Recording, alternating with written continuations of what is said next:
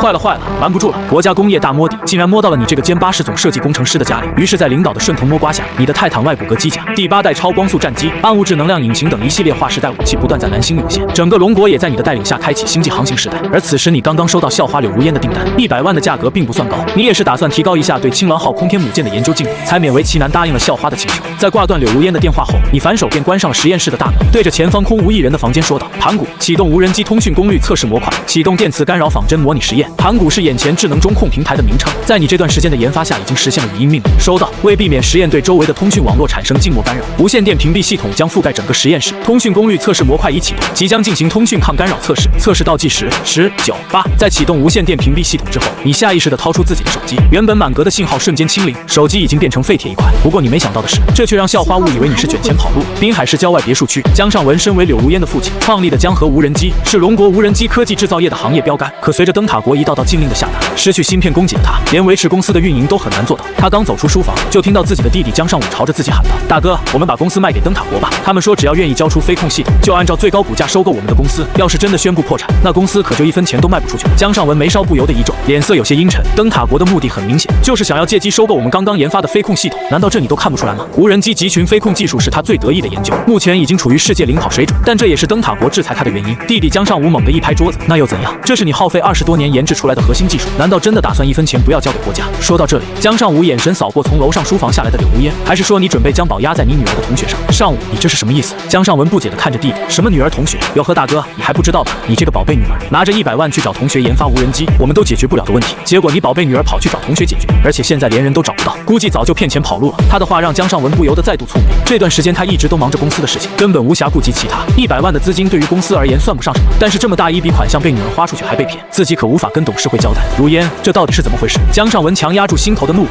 看向不远处站着的女儿：“爸爸，我看您这段时间一直都在发愁，就想找学校里面搞发明的同学试试，他绝对不会是骗子。”柳如烟说着，脸上露出一丝绯红。旁边的叔叔江尚武却嗤笑一声，直接打断道：“一个本科生能搞出什么东西？你当叔叔这么多年是白混的吗？你要是不相信，现在打他的电话，看看能不能打通。”江尚武的声音瞬间让柳如烟面色煞白。这几天他的确尝试着联系你，但是电话一直显示不在服务器，短信和扣全都没有消息，整个人仿佛像是失踪了一般。看着柳如烟俏脸煞白，江尚文也迅速明白过来：“打个电话给你的同学吧，否则我们只有报警了。”柳如烟下意识一愣，连忙摇头道：“爸，我相信他真不是骗子，绝对不会跑路的。他虽然对你早有爱慕之情，但声音还是不由得逐渐变小下去。就算是在忙，也不可能2天的时间一点消息都不回来。”江尚文看女儿的表情也是猜到了大概，起身便拨通了一个电话，通知小张草拟一份诉讼文案，走法律程序，同时报警，让警方对这100万资金流向查询，该冻结，看看能够追讨回多少吧。我现在可没时间处理这种事情。江尚文说着便离开了房间。今天还有更重要的客人需要迎接。不远处的公司大门缓缓打开，几辆红旗牌的轿车也在此时驶入。而另一边的滨海市地下仓库内，你慵懒地伸着懒腰，看着眼前已经制作完成的双尾蟹无人机。这几天的测试属实是将你累坏了。你擦了擦额头上的汗珠，将操作 App 还有说明书资料一并发给柳如烟，顺便拨通柳如烟的电话，告诉她准备收货。我说江大校花，无人机我已经做完了，正准备发货，你先将我发给你的 App 装好，到时候无人机会自动捕获你所在位置，还有说明书我给你传过去，你有空的话多看看，操作很简单的。电话刚刚接通，你就将有效的信息全部都说了出去。柳如烟接到你的电话，一股脑的就听着你在那边说，好不容易等到你说完了，刚准备插嘴说2句话，低头看了一眼手机，却忽然发现电话已经挂断了。怎么回事？柳如烟再度拨通了你的号码，却听到了那熟悉的提示音：“对不起，您拨打的用户已关机，请稍后再拨。”听到这个提示音，柳如烟不由得握紧了粉拳，绯红的俏脸上贝齿轻咬，只能默默阅读你发来的几条信息。而你则是有些无奈的看着手机，晃动了几下确认没电了，就打算插上充电器先好好的睡一觉。这3天通宵达旦可是把你累得不轻。旁边的无人机也在此时传来了一阵滴滴声，双尾蟹无人机尾部引擎开始转动。你看了一眼，微微点头，这女人还不算是太笨嘛，收到货估计就没我啥事了。望着双尾蟹无人机缓缓驶离基地位置，你伸了个懒腰便转身回房间睡觉。在双尾蟹无人机起飞没多久，柳如烟看着手机上的 App， 在 App 的主页面的顶端有个倒计时，预计还有20分钟，双尾蟹无人机即将抵达目前所在位置，正在对当前位置定位扫描，迫降位置搜寻中，请问是否启动自主导航？看着这些消息提示，柳如烟轻轻点击确定。你可千万不能骗我！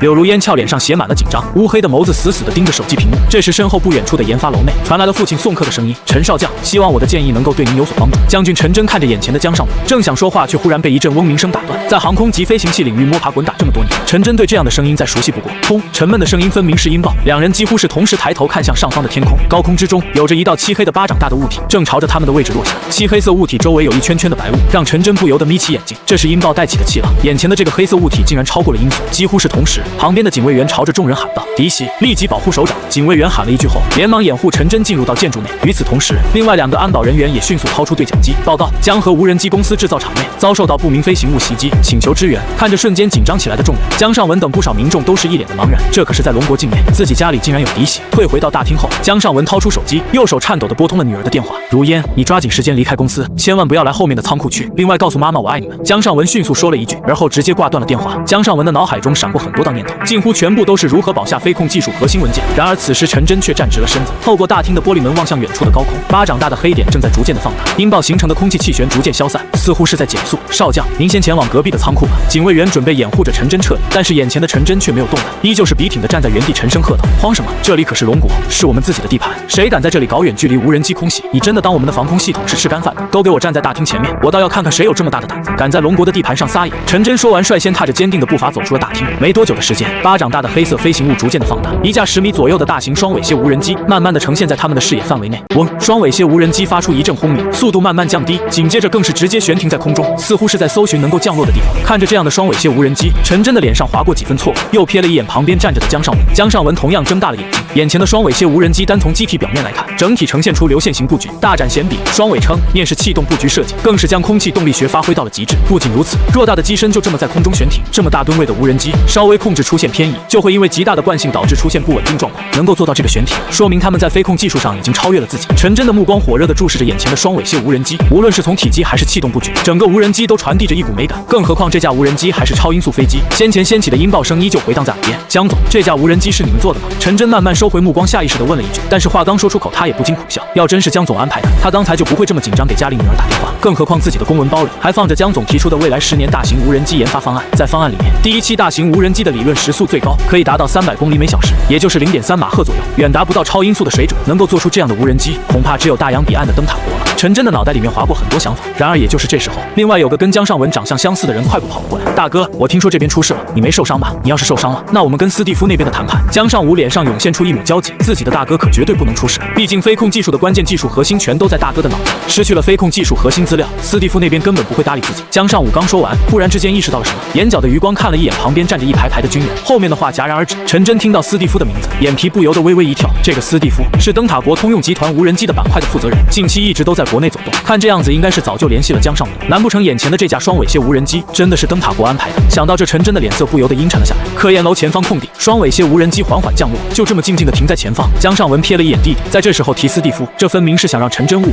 一旦陈真认为自己跟斯蒂夫勾兑完成，那么被国家收购的事情也就彻底黄了。尚武，这到底是怎么回事？江尚文面色一黑，指着前面的无人机道：“这无人机到底是谁的？”这样的问题，陈真下意识地撇了下头，注意力停留在江尚文的身上。江尚武皱了皱眉头，他这才发现不远处的地面上停靠着一台无人机，长达10米，臂展足足有20米，尤其是整体的流线型气动布局，充斥着极致的美感。销售了不少无人机，也见识过不少国外无人机的江尚武也忍不住赞叹，这个无人机的设计实在是太完美了。片刻的错愕后，江尚武脑袋飞快地转动起来。斯蒂夫当初跟自己见面的时候，好像的确是说过要向他们展示下最先进的无人运输机，莫非就是眼前的这架？大哥，斯蒂夫的确说过要给我们看看他们最新研制的无人运输机。江尚武有些无奈地叹了口气。在听到这个消息的时候，陈真整个人的心头不由得微微一惊，灯塔国的无人机竟然如此之强，超音速大型无人机，若是灯塔国实现了批量化生产，上百架无人轰炸机对龙国实现饱和式打击，龙国凭借着目前的军事实力，就算是防空导弹全部覆盖，也绝对不可能实现100%拦截，甚至说世界上没有任何一个国家能够拦得住敌方的饱和式轰炸。一种无力感油然而生，这要是龙国自己的无人运输机该有多好？陈真喉结微动，收起眼神中的羡慕，转头看向旁边的江尚文。江总，不知道这架无人机斯蒂夫那边是否出售，能否出售？陈真的意思，江尚文又怎么会不明白？只要能够弄到无人机，龙国的科研人员挑灯夜战也会将其解析完成。龙国不是缺少奋斗的人，而是缺少先进的技术。毕竟龙国工业时代才多少年，国内很多自动化技术都是从国外学来的。江尚文正准备说话，旁边的江尚武率先开口道：“陈少将，1个亿，您将这个无人机直接拿走。斯蒂夫那边我们来想办法解释。1个亿。”江尚武说出来的话，陈真瞬间沉默了下来。1个亿买一架大型无人运输机，这已经远超无人运输机的市场售价。但是考虑到这个无人机里面携带的技术核心，陈真的心中就不由得一阵异动。若是真的能够解析，那么龙国与灯塔国的差距至少缩短20-30年。陈真下意识地摸着下巴，眼神打量着面前的无人运输机，买还是不买呢？也就是在陈真思索的时候，江尚文一把抓住弟弟的手，拉到了一旁。尚武，这架无人运输机到底是怎么回事？你难道不知道今天陈少将要来吗？你将无人运输机直接开过来，还开价1个亿，你是不是疯了？江尚文死死地扣住弟弟的手腕，深吸一口气，继续训斥道：“我知道你想将公司卖给斯蒂夫，你这是想堵死我们所有的后路吗？不是，哥，你怎么讲话这么难听？”江尚武也是来了几分火气，压低了声音咆哮道：“你看看厂子里面3000多工人，全部等着钱活命，我们一旦破产了，他们怎么办？全部下岗。我开价1个亿怎么了？整个江河集团是你毕生的心血，我们赚点钱怎么了？江河集团从一开始就自主研发，你想做国产化的无人机，打破国外的技术壁垒，领，你有崇高的理想，这点我支持。但是你现在看看什么局面，我们连工资都要发不起了，等公司倒闭了，谁还会记得你？届时你所谓的梦想，你所谓的国产化研究，在国人的口中就会成为粪土，任何人都会想上来踩两脚。醒醒吧，大哥，我们要活命的。接下来，江尚武甩开大哥，抓住自己的手，迈步来到陈少将的旁边。陈少将，1个亿虽然有些多，但对您来说并不算什么。而只要我们公司能活下去，关于这架无人机技术的解析，我们也定然会竭尽全力。听着江尚武这么说，陈真也是无奈的叹了口气。我手头上能匀出来的经费，也就是2000万左右。至于上亿的经费，需要立项研讨审批，陈真也是真没有办法。军费也是纳税人的钱，流程繁多，也是为了能够更好的监管。可是听到2000万这个数字，江尚武的脸上却变得有些难看。2000万烧不了多久，最多也就是让公司多维持2-3个月。问题是2-3个月，可能流程都没有走完，后续的经费能不能下来还是未知数。读出了江尚武的为难，陈真略微沉吟片刻，沉声道：“看看能不能这样，无人机停在这里，然后我安排技术人员加班加点的解析，能搞多少搞多少，哪怕是解析出来一小块，对龙国的军用无人机而言，都能够缩短与灯塔国之间的差距。”仓库区域外围，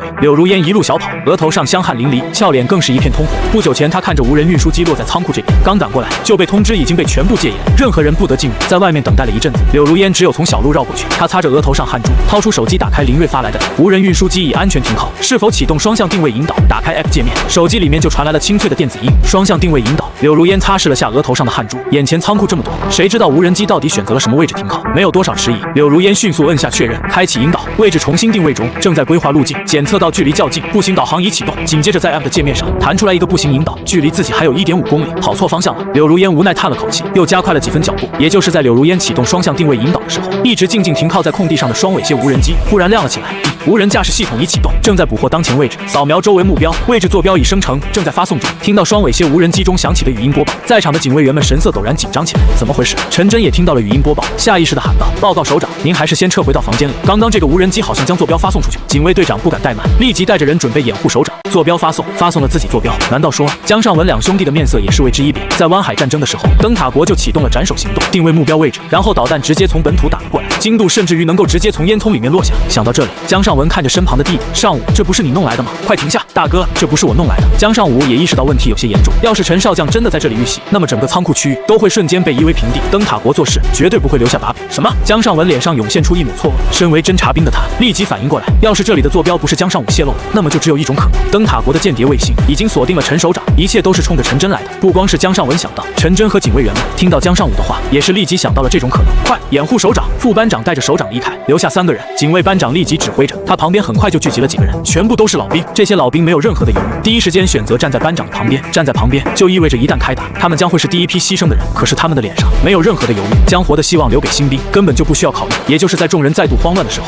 远处一道俏丽的身影出现在江尚文的视野范围内，正是自己的女儿如烟。江尚文没有任何迟疑，迅速朝着女儿冲了出去。看着这样的一幕，陈真朝着面前的警卫员喊道：“不用管我，务必保证民众的安全。”是。掩护陈真撤退的警卫员们立即分出1个人，快步朝着柳如烟的方向冲去。江尚文已经来到女儿的身前，伸手将其护在身后。如烟，不是给你说了，让你尽快离开公司，不要来仓库这里？你这孩子为什么就不听呢？江尚文脸色焦急地训斥道。柳如烟瘪了瘪嘴，俏脸上写满了委屈。爸，林睿不是骗子，他的无人机现在不是讨论林睿不林睿的问题，你先跟着我去避难。江尚文二话不说，抓着女儿就准备撤离。爸，柳如烟喊了一句，正准备甩开父亲的手解释，这时候眼前的双尾蝎无人机却再度响起了一道提示音，目标已锁定，正等待下一步指示。警卫班长听到这声音，迅速站直身子，拔枪，给我瞄准机头部分，狠狠打。警卫班长思路清晰，机头的位置一般都是核心主控，只要击毁了这个地方，至少能够切断无人机的通讯传输。砰砰砰！眼前的警卫员迅速拔枪瞄准，手枪子弹迅速放空。看着这一幕，柳如烟眼睛不由得微微发直，这可是自己花100万买来的。砰砰砰！近距离手枪射击结束，弹夹迅速清空。可是眼前的结果却让在场的众人目瞪口呆，所有的子弹只是在双尾蝎无人机的机身上留下一道白印，连凹陷都几乎没有。这可是近距离开枪射击，最多也就是1米左右的距离，竟然连双尾蝎无人机的钢板都打不穿，这机体的防护得有多强啊？飞机这种东西可比不上陆地运载工具，主打就是一个轻便，外部钢板越厚，重量也就上去了。在飞行过程中，由于重量增加导致惯性变大，更加不利于整个飞行器的稳定和转向控制。但是眼前的这架飞机，无论是空中垂直稳定性，还是最大飞行速度，眼前的双尾蝎无人机性能都极为的优秀，绝对没有出现惯性导致不稳定的情况。取霰弹枪来！警卫班长也是来了几分狠劲，朝着身旁的警卫员招呼道：“是。”警卫员立即转身准备去取霰弹枪。也就是在他们挪步的时候，柳如如烟正拖开父亲跑了过来，慢着，这架无人机是我的。听到身后传来的女声，警卫班长没有过多的废话，下意识道这里很危险，无关人等赶紧撤离。看着警卫员根本就没有将注意力放到自己的身上，柳如烟二话不说，拿起手机，简单的操作了几个按钮，检测到受到攻击，自主防御系统已启动，火力运载模块空舱，请及时补充，正在切换人工模式，即将进行活体检测比对工作，请对准。一道道声音响起，柳如烟举起手机，俏脸出现在画面内。片刻后，又是一道声音响起，人脸比对成功，已切换为人工控制模式，语音系统已开启，无人机可直接进行语音控制。双尾蝎无人机同时也是响起提示音。柳如烟站在警卫班长的旁边，沉声道：“解除防御模式。”这句话清楚地回荡在每个人的耳中，尤其是旁边的警卫班长，望着这一连串的操作，对柳如烟的信任也是平添了几分。唯独手里面的枪支依旧紧紧抓牢，身体紧绷，呈现出防御态势。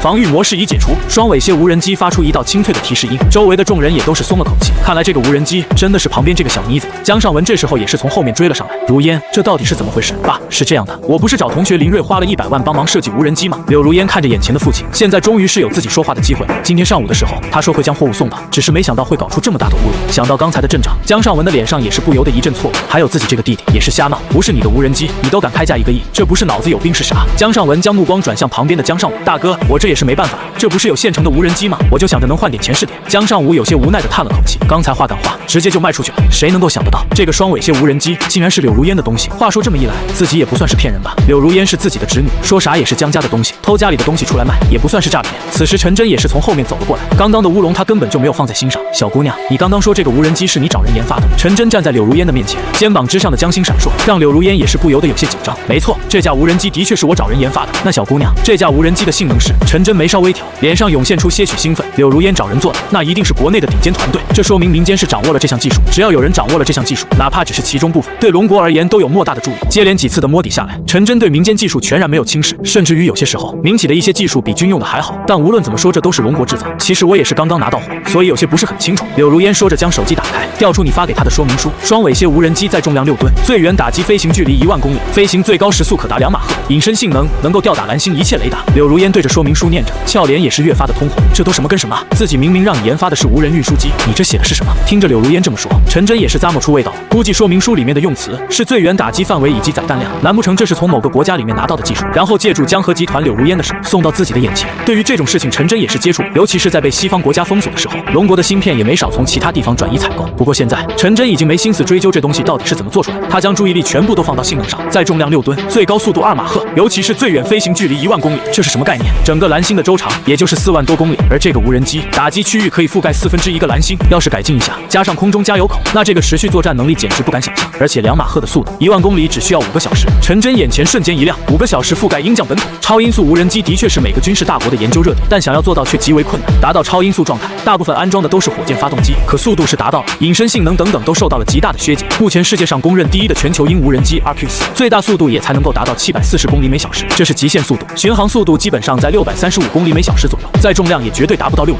毕竟重量越大，想要达到同等的速度，就需要发动机提供更大的推力。陈真略微沉吟，这些参数数据都是听柳如烟说的，到底有多大的水分，这谁也不知道，只有实地验证才行。江尚文也不傻，几乎是同时就明白了陈真的意思。首长，我这就去准备试验场地，专业技术人员我这里时刻准备着，随时都可以进行测试。江尚文立即开始忙活，这里是无人机的研发基地，地处郊区，自然有属于自己的试验场，而且空域也是获得了飞行许可的。江尚文掏出手机，迅速联系自己的秘书，让他将试验场地空出来，同时又看了一眼双尾蝎无人机，继续补充道：准备一辆大型拖车，再准备一些海绵防撞。这架双尾蝎无人机可是宝贝，绝对不能够碰坏一点。看着父亲小心谨慎的样子，柳如烟却摆了摆手道：不用这么麻烦，只要将试验场的位置告诉我就好了。柳如烟说着，将手机 app 打开，界面上浮现出一幅地图，手指微动，将整个地图迅速放大。江尚文明白了女儿的意思，试探性的在地图上将试验场地的位置点了出来，以确定目标地点是否开启自助飞行。又是一道提示音响起，开启。柳如烟迅速命令道，眼前的双尾蝎无人机再度闪烁了几下，冒出提示音，检测到目标地点距离出发点不远，采取低速节能模式，请无关人员避让，避免发生危险。提示音落下，双尾蝎直接喷出一股白烟，原本站在近前的警卫人员都是迅速散开。烟雾中，双尾蝎无人机缓缓升起，朝着试验场的方向疾驰而去。这股白烟并不浓郁，几分钟后逐渐的散开。望着稳稳升空的双尾蝎无人机，江尚文也是忍不住咂巴下嘴道：真的稳啊！无人机这个东西，想要冲击到高速，并不是多么复杂，只要马力足够，就能够在最短的时间内直接突破极限速度。但是想要在低速状态下稳定飞行，才是无人机飞控里面最难的部分。江河集团试验场内，双尾蝎无人机已经在柳如烟的操控下，稳稳的停靠在场地中央。此时召集过来的技术人员也都在忙碌着，周围的相控阵雷达也是迅速架起，实时捕获发动机参数数据，热红外光谱仪等等追踪设备也都是进入到测试复位阶段。场地之外，陈真等人坐在指挥室内，内。这里的屏幕会将无人机测试场地的实时视频传输显示。江尚文两兄弟坐在陈真的旁边，静静的等待着。至于柳如烟，则是作为主控手，正在接受技术人员的简单培训。毕竟他还是第一次参与这种大型无人机的测试工作。至于换其他人来操作，科研团队也想过，但是怎奈何整个控制系统只认柳如烟啊，别的人根本就指挥不动。一切工作准备就绪。负责测试实验的王总工透过麦克风向坐在观众席的江尚文等人汇报道：报告，所有准备工作已完成，是否进行测试？江尚文抬头看了一眼旁边的陈真，陈真并没有言语。江尚文这才开口道：王总工，按照你的测试方案来吧。好，首先测试的数据就是双尾蝎无人机的飞行速度。王总工也不含糊，他的眼神里面有着属于技术人员的纯粹。在技术人员眼中，只有技术没有其他。王总工站在指挥操作台前，迅速下达一条条作战命令：无人机起飞升降跑道，最后清障测试。如烟，待会你控制双尾蝎无人机从跑道上起飞，我们的雷达会实时捕获数据。王总工迅速吩咐道，各单位立即行动。几分钟后，伴随着倒计时的响起，观众席上的陈真等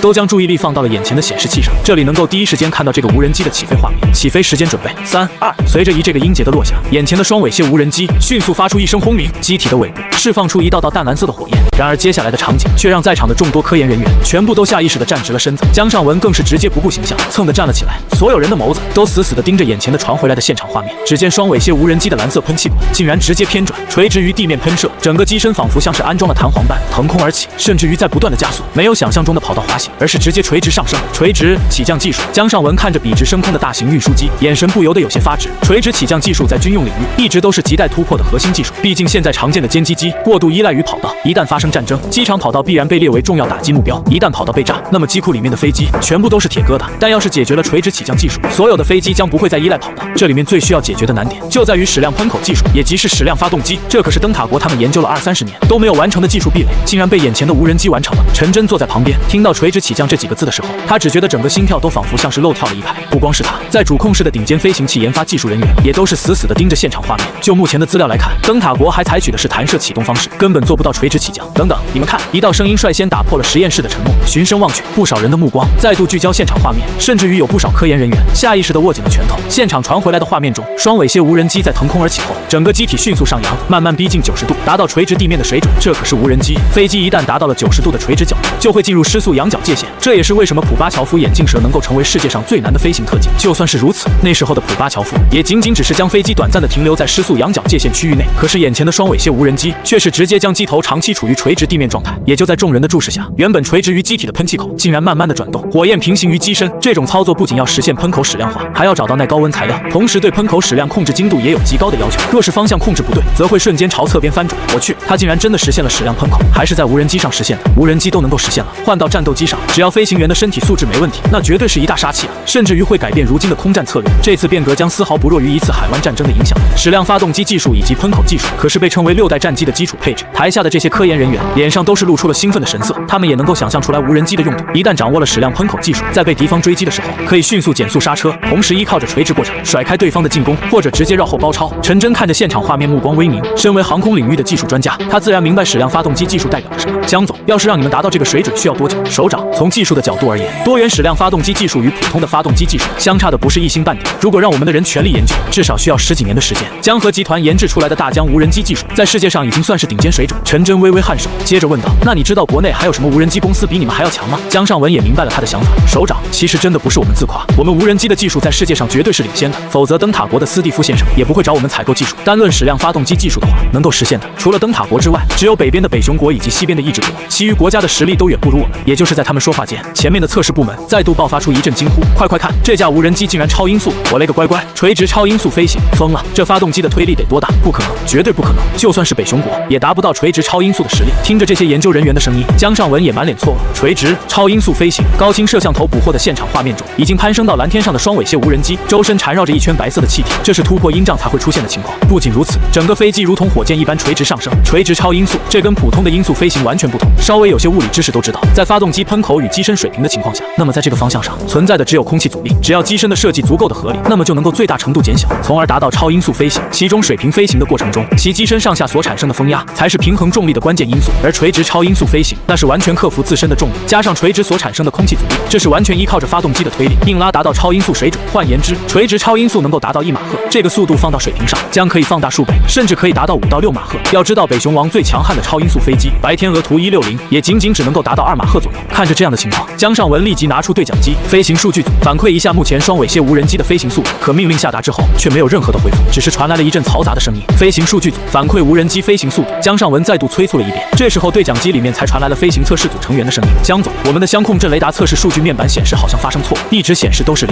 测试组成员语气中透着紧张。相控阵雷达数据面板他们检查了很多次，绝对不可能出现问题，但不知道怎么地，这次从宣布起飞开始，相控阵面板数据一直显示的就是0，怎么会这样？抓紧时间检修，5分钟之内要是排查不出问题，你们组长直接给我收拾东西滚蛋！江尚文心头不由得生出几分怒气，早不掉链子，晚不掉链子，偏偏这时候掉链子，尤其还在陈真的面前。技术人员立即有些汗流浃背，他们检测了所有的情况，但是全部都显示正常，全部正常，偏偏飞机的测试数据不正常，数据从开始测试到现在一直都是0，就根本没有变过。江总，我们排查了所有故障的可能，最终的结果却是没有故障。江尚文整个人面色瞬间阴沉了下来，没有故障会一直都显示是0吗？你自己说出这话有底气吗？测试组长沉默不语，他不知道应该如何回答。然而这时候，柳如烟的声音从对讲机里面冒了出来：爸，我觉得您可能真的错怪测试组的组长了。我刚刚看了使用说明书，这架双尾蝎无人机拥有极强的隐身性能，能够逃避相控阵雷达的监测。换句话说，或许不是相控阵雷达出现问题，而是双尾蝎无人机的隐身性能太好了，根本无法捕获。测试组长的眼前一亮，自己怎么忘记了这种情况？不过这有可能吗？江河集团是做无人机的，为了保证测试精度，在相控阵雷达方面那是花了大价钱采购的，可以说在民用领域是绝对的顶尖。江尚文迅速冷静下来，说真的，他也认为这是唯一的可能。他相信自己的设备，同时也相信自己的测试组人员。柳如烟迅速给出解决方案，只要让我们公司的无人机起飞一架，若是能够被相控阵捕获，那么就说明检测装备没有问题。江尚文立即点头命令道：取一架我们自己的无人机，按照如烟说的测试。收到。江河集团的人立即开始忙碌，工作人员熟练地从仓库中取出无人机，开始操作。无人机朝着相控阵雷达的探测区域疾驰而去。在无人机飞过相控阵雷达的刹那，一道短促的声音响起：当前时速100千米每小时，相控阵雷达没有问题。那么唯一的答案就是眼前的这架无人机隐身性能绝佳，相控阵雷达完全扫描不到。看着这样的数据，江尚文一时语塞，他属实不知道说些什么。望着眼前的双尾蝎无人机，同样作为技术人员，江尚文感觉到浑身上下透着一股无力感，完全是技术碾压。陈真看着眼前的情况没有说话，而是缓缓站起身子走出大门。警卫班长从公文包里面迅速掏出一个卫星电话，这是军方的内部电话，采取专业军用卫星通讯，确保聊天的内容不会被其他人窃听。老李啊，我是陈真，现在是你负责南部战区的军务工作了，我有件事情想拜托你帮忙一下。我们最近研发了一款新型战机，希望能够测试下隐身性能，麻烦你将战区的军用雷达全部打开，功率调整到最高，我会让我们的飞机直接从南部战区上空掠过。挂断电话之后，陈真踏步回到了疾控室，沉声道：小姑娘，你能不能将无人机直接开到龙国的南部海域？柳如烟连忙点头道：只要给我海域的坐标，就能够飞过去。好，坐标马上传给你。半小时后，陈真那边接到南部战区的电话，所有的军用雷达装置已经启动，甚至于调度了军用卫星来针对南部海域进行全方位布控，防御级别直接拉至最高，海陆空3位一体，全方位监测。而且他们锁定的位置还仅仅只是南部战区，军用卫星直接固定区域侦察，如此高密度精细化侦察，就算是全世界顶尖的 F-22隐身战机进来，都难逃被抓住的命运。柳如烟在认真研究了说明书后说道：首长，我刚刚查看了下说明书，双尾蝎无人机搭载了高清摄像头，能够将外面的情况实时反馈。很好。陈真微微点头，有了这样的信号源，观察起来也比较直观。双尾蝎无人机准备起飞，等候在停机坪的双尾蝎无人机迅速朝着上空冲了出去。与此同时，柳如烟的手机 App 上再度浮现出一张高清地图，地图上出现的红色闪光点正好标注了眼前双尾蝎无人机的位置，速度已经达到2马赫了，要不了多久的时间就会进入到南部战区的侦察范围。陈真瞥了一眼前面放着的卫星电话，一旦捕获到无人机的状态数据，他们就会第一时间打电话进入龙国南部了。即将进入南部海域，在2马赫的速度之下，双尾蝎无人机直接从龙国的南部飞掠而过，全场瞬间陷入寂静，不少人盯着眼前的显示器，上面有着双尾蝎无人机传过来的画面。画面中下方是一望无际的蓝色汪洋，土黄色的海岸线弯曲不断的向前延伸，依稀能够看到已经缩小成为黑点的渔船。这里绝对是海岸，但是怎么一点消息都没有呢？难道说军用雷达没检测到？陈真心里面不由得漏跳一拍，肯定是家里面的军用雷达刚刚打开，导致检测的效果不好。陈真看向面前的柳如烟，继续招呼道：如烟同志啊，你再来回往返多飞几次试试。好的。柳如烟二话不说，继续控制着整个双尾蝎无人机从南部战区再度掠了过来。20多分钟后，双尾蝎无人机再度从西部上方掠向南部海域，依旧没有任何的消息。陈真面前的卫星电话连响都没有响一下，这下陈真坐不住了，直接拿起面前的卫星电话打了过去。电话很快接通，老李啊，南部战区的雷达监测系统是不是没开？电话刚接通，陈真就直接张口喊道：咋可能呢？雷达的数据一直都开着。电话那头的老李丈二和尚摸不着头脑，抬头看了一眼指挥中心转过来的画面，疑惑道：你不是说要进行战机的实验吗？我这都开着1个多小时了，全员都在这里等着，你的飞机呢？老李质问的话透过卫星通话传了出来，响亮的回荡在指挥中心每个人的耳朵里。陈真黑着脸：老李，你自己调卫星信号放大了看，飞机都在南部战区上空来回几个穿插了，你还在这里问我飞机呢？几乎是同时，老李脱口而出：不可能，绝对不可能。老李非常笃定，家里啥条件自己心里还没数呢，什么飞机能在自己的头顶上飞几圈，还让雷达一点信号都没有？真要是能够达到这样的隐身性能，直接夜袭灯塔国，估计等到我们的战斗机飞到灯塔国的黑宫头顶上，他们都发现不了。调取卫星侦察数据，锁定南部海域。李司令员看着手中卫星电话上发来的坐标信息，迅速调取了1个小时前的卫星云图数据。司令员已经锁定了南部海域，动动态图像识别系统没有捕捉到异常。眼前的技术人员迅速用动态图像识别算法跑了一遍，毕竟这里卫星数据量极为庞大，平时也不可能用人工来进行识别，一般都是嵌入了图像识别算法。听到这样的消息，李司令员也是下意识的松了口气。这个老陈一天到晚瞎咋呼，我们的相控阵雷达不敢说是世界上领先的，但也是数一数二的。这么大的飞机我们能捕捉不到？李司令员嘀咕了一句，正准备给陈真回电话嘲讽，忽然操作人员那边传来了一声惊呼：“什么情况？”李司令员皱了皱眉头，刚将目光转过去，旁边的技术负责人立即开口道：“司令员，我们针对您所在的话语进行10万倍放大，同时对图像数据进行了去雾以及高清处理，在您给的坐标点附近确实停留着一架飞机。”技术负责人的话仿佛像是给李司令员头上猛然浇了一盆冷水。什么？真有飞机？李司令员满脸错愕，急匆匆地朝着指挥中心前面走去，同时诧异道：“刚才怎么没有发现？目标飞机移动速度非常快，已经超出了我们视频流数据的比对时间。悬停之后，整个飞机就如同黑点，被卫星图像视为噪点信息，使用的动态捕捉算法将其自动滤除。”旁边的技术人员很快分析了情况，给出了目前最有可能的结果。李司令员转头看向雷达检测组的成员：“相控阵雷达呢？对准南部海域的相控阵雷达有什么数据波动吗？”报告，雷达数据正常，尚未检测到任何数据波动。雷达未曾检测到数据波动，但是卫星云图放大之后，却能够清晰看到双尾蝎的位置，这说明了什么？不是飞机没有来，而是来了根本检测不到啊！军用相控阵雷达都无法捕捉，眼前的这架双尾蝎无人机隐身效果竟然如此优秀。检测一下这架双尾蝎无人机到底是从什么地方起飞的，顺便将飞行数据解析一下，我要看整个飞机的飞行轨迹。李司令员心头忍不住开始狂跳，起飞时间和终点信息都是陈真告诉自己的，那说明这个飞机是龙国自己研发出来的隐身战机，龙国空军的历史将会被彻底改写。李司令员激动的眉头直跳，好一个陈真，不声不响竟然研发出了隐身战机，还让我来测试下，这不明摆着就是想来炫耀。李司令员稍稍稳定了下心神，颇为不满的嘀咕。很快，情报数据解析完毕，一份清单直接送到李司令员的面前，飞行速度最高2马赫，全程静默隐身。他们不仅飞进来了，还直接在我们的头顶上绕了2圈，我们一点都没有察觉。我勒个乖乖，老陈行啊，啥时候搞出这样的飞机，我们都不知道。看着眼前的数据，李司令员嘴角再也压不住，他二话不说，直接打了个电话过去。老陈啊，你这人不厚道啊！接起电话的陈真一脸茫然，自己怎么就不厚道了？正准备反问，李司令员直接快言快语道：“说吧，什么时候研发出来的隐形无人机，速度2马赫，在老子头上飞了2圈，我们的雷达是一点都侦查不到。啥时候批量产了？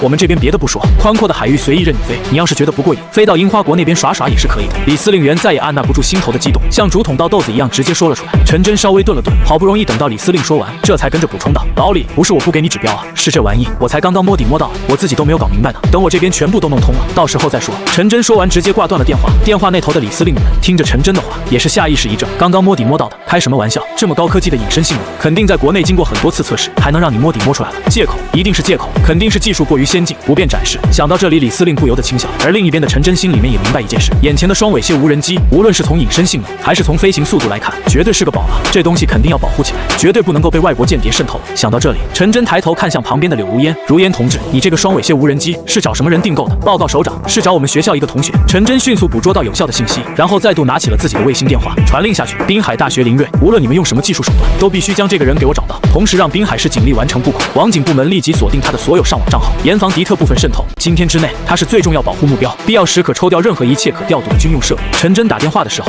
神色严肃，这个电话一打出去，江尚文等人心里都清楚这意味着什么。从今天起，你的身份将会发生翻天覆地的变化。想到这里，江尚文作为生意人，将目光看向了远处的柳如烟，自己这个女儿好像挺信任这个林睿啊，难道说他们有所交集？要是这样的话，这个关系得好好维持下去。想到这里，江尚文朝着自己的女儿招了招手：“如烟，你跟这个林睿的关系怎样啊？”江尚文看着女儿，故作随意的问道：“不是很熟，我只是听过他的名字。”柳如烟回忆了下，有些不解的看向父亲：“怎么了？”“呵呵，没事，我只是看到你那么信任他，以为你们挺熟悉的。”江尚文有些尴尬的笑了笑，然后又开口道：“滨海大学你比较熟悉些，可以先回去看看，指不定能帮忙联系上他。”听到老爸这么说，柳如烟美眸微动，也是瞬间明白了几分。那我先回学校看看。柳如烟没有过多的停留，迈着笔直修长的白皙美腿，一路小跑的离开了实验基地。也就是在陈真发出命令的几小时前，躺在床上睡觉的你，被一阵急促的手机铃声吵醒，迷瞪着眼睛，抓起手机一看，来电显示的备注是小胖。小胖原名王硕，是你在大学里面为数不多的至交好友，尤其是自己觉醒了系统之后，成天埋在实验室里，小胖就成为了你插在滨海大学的眼线。什么上课老师点名了，什么辅导员找自己了，通通都是小胖负责传达。看着手机的来电显示，你猛地从床上翻身坐起，而后接通了电话：“瑞哥，可算是找到你了。”小胖松了口气的声音传来：“辅导员找你快要找疯了，宿舍你不在，实验中心你也不在。你有些纳闷，自己虽然平时逃课，但违反校规校纪的事情从来不干，毕竟两世为人的你，知道学历的重要性。不知道，你抓紧时间来吧。”辅导员好像很着急。知道了，这就过来。你挂断电话，学校是肯定要去的。除开辅导员找自己的事情，还有就是找到江大校花，他尾款还没有给自己结算。想到这里，你简单的整理了下自己的鸡窝头，迅速走出仓库。仓库自主防御系统已开启，你低头看了一眼手机，这才放心的离开。这个仓库里面可是自己目前全部的家当。你上楼找到辅导员朱老师的办公室，敲了敲门，看见正在工作的朱老师，便径直踏步走了进来。可是谁知道这边刚进来没多久，办公室的大门就被被人从外面关上。不仅如此，门口靠墙的位置更是有几个身穿制服的人踏步向前，不由分说将你直接控制住。朱老师，这是怎么回事？你皱着眉头，此时被摁在椅子上，旁边的警员迅速掏出手铐，直接铐上。朱老师看着眼前的你，颇为痛心疾首地说道：“我原本以为你只是逃课，没想到你竟然搞出这么大的事情。不是，我做什么了？”你有些不解地看着朱老师，自己没干啥违法乱纪的事情吧？也就是这时候，一个叔叔从旁边走过来，亮出手里面的拘捕证。林瑞是吧？这里是拘捕证，你涉嫌诈骗，诈骗金额高达100万，请配合我们调查。你听到这话瞬间明白了，自己最近有所交集，也就是江大校花了。可是这100万都还没有付清啊！难不成江大校花为了不给自己尾款，报警把自己抓起来？这一手属实是玩得溜啊！只不过现在不是找江大校花麻烦的时候，还是想办法先脱身。不是，叔叔，你听我说，我没有诈骗，我们是达成合法交易。你下意识的想要辩解，但是面前的叔叔却摇了摇头。事情法官会调查清楚的，现在请你配合我们调查。正说着，两个叔叔直接走过来，取过一块黑布搭在手铐上，你就这么被两个人夹着，朝着楼下走去。看着你离开的背影，辅导员朱老师更是皱了皱眉，有些无奈道：“你啊，事情抓紧时间交代清楚。刚才我问了，你年纪还小，多半是初犯，自首可以减刑。你属实是有些无奈。江大校花没给钱，白嫖了自己的飞机，还让自己自首，这还讲不讲道理了？被两个叔叔夹着，就这么径直朝着楼下走，自己绝对不能跑，一旦跑了，那就彻底解释不清了。先配合调查吧，自己这真的倒霉催的。”你踏步走出行政楼，在两个叔叔的押解下，钻进了旁边的车子，汽车很快就开走了。行政楼发生的事情，自然也就立即成为学生讨论的热点。毕竟你被带走的时候，有不少人都看到了。这谁啊？犯多大事？来学校里面抓人，他你都不认识？这可是我们电子社的名媛，搞出了不少小发明，代码一流。周围的同学议论纷纷，有叔叔来学校里面带人走，无论放到哪里，都是极为炸裂的存在。滨海大学门口，一辆黑色的奔驰大 G 直接开了进来，柳如烟坐在驾驶座上，俏脸写满了焦急。就在自己离开实验室不久，江尚文就发了条短信给自己的叔叔江尚武已经报案了，罪名是诈骗罪。看着这样的消息，柳如烟也是瞬间明白过来，老爸为什么要让自己来找你了？能够研发出双尾蟹无人机这样的高科技顶尖科学家，要是被当作诈骗犯带到局子里，这事情就不禁有些大条了。进入学校以后，柳如烟没有迟疑，直接开往电子社。电子社是你经常待的地方，有不少小发明都是在这里完成的。他当初也是从电子社听到你的名字，而此刻的学校电子社内早已吵翻天。王硕，你是诈骗犯的事情，你是不是知道什么内情了？就是啊，林瑞可是你的死党，而且这次也是你喊他过来的。不少同学都围在王硕的旁边，吵吵嚷嚷着。王硕抱着自己的脑袋，脸上露出了颇为痛苦的神色。他完全不知道自己只是接到辅导员朱老师的电话，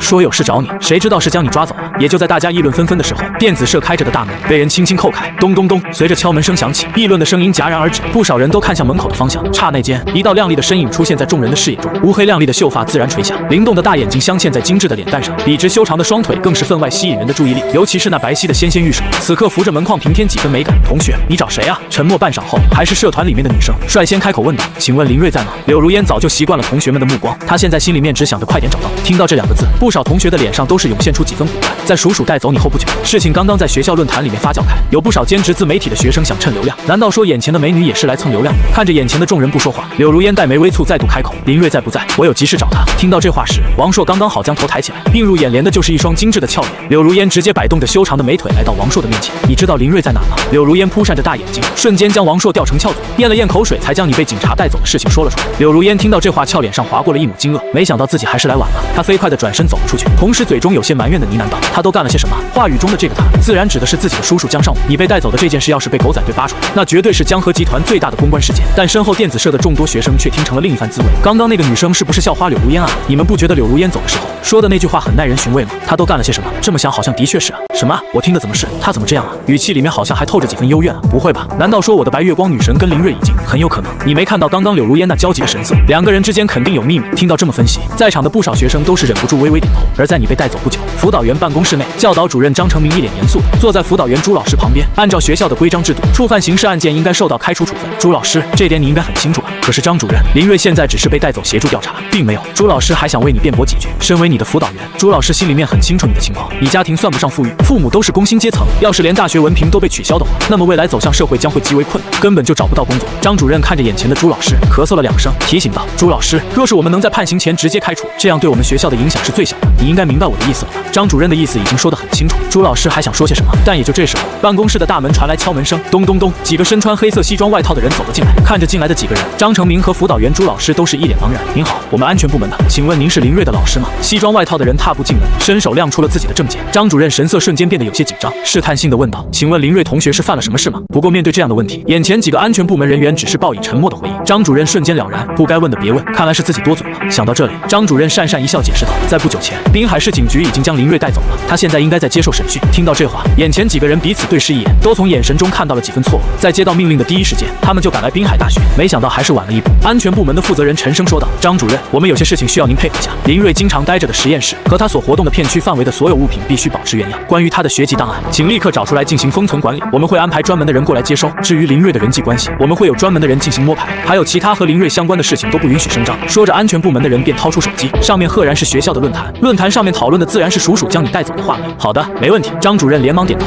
而后颇为认真地回答道：“我立刻安排专门的老师处理。”接下来几名调查员交代了几句之后，便快速离开了办公室。张主任，这些人是什么人啊？身为你的辅导员，今天2拨人都来找你。朱老师心中不由得有些担心。张成明自顾自地拉开了面前的椅子坐了下来，还能是什么人？安全局的。我在学校工作了这么多年，还是第一次看到安全部门的人上门，估计他这次应该犯了不小的事情。你说这小子不会是泄露了什么机密给间谍吧？诈骗可根本惊动不了安全局的人。张主任面色不由得微微一沉。这样吧，你抓紧时间通知林瑞的父母，告知他们这件事。我这边反馈给学校的领导，尽快将林瑞开除。滨海市警察局的审讯室内，你坐在椅子上看着眼前的2位叔叔。2位警官，我真的是被诬陷的，是他们拿了我的货还没有给我钱。你苦着脸不断解释，但眼前的李警官说什么都不相信。你没必要在这里绕弯子，什么东西能够价值上百万？李警官的声音为之一沉，右手轻轻地敲击了下桌子。难不成这批货物是白面？不是，我怎么敢卖白面啊？事情是这样的，江大校花柳如烟找我要无人机的航模，价格100万，这些资料都在我的聊天记录里面，你们可以去采证了。你如实的说道。对于这番解释，李警官却嗤之以鼻。我们当然会搜集证据，但是根据我们银行入账的调查，打款进来到现在也才仅只有3天的时间，3天能够造出什么航模？就算是可以，这种简易版本的也不值上百万。若是你原先就造好了，为何要拖着3天后交货？李警官的眸子如同鹰隼般在你身上直接扫过，你不想做过多的解释，抬头看向他说道：“要不然这样，你把柳如烟喊过来，我们可以对质，事情的真相不就直接弄清楚了吗？你的研制场地在什么地方？整个研制的团队又有多少？”李警官没有顺着你的话，继续寻求突破点。你没有隐瞒，研发场地就是我在学校附近租的仓库，至于研发团队就只有我一个人，你一个人，就算是军工行业生产高价值产物，也需要庞大的生产线和数十个技术工人。李警官笃定你满嘴就没有一句实话，他猛地一拍桌子，冷声呵斥：“我看你是个大学生，所以才对你好言好语。你以为我们真的查不到真相吗？我告诉你，诈骗100万至少是10年起步。我劝你最好还是想清楚点，等到你想好了再喊我进来吧。”李警官递给旁边助手一个眼神，2人起身离开。砰的一声关上了大门，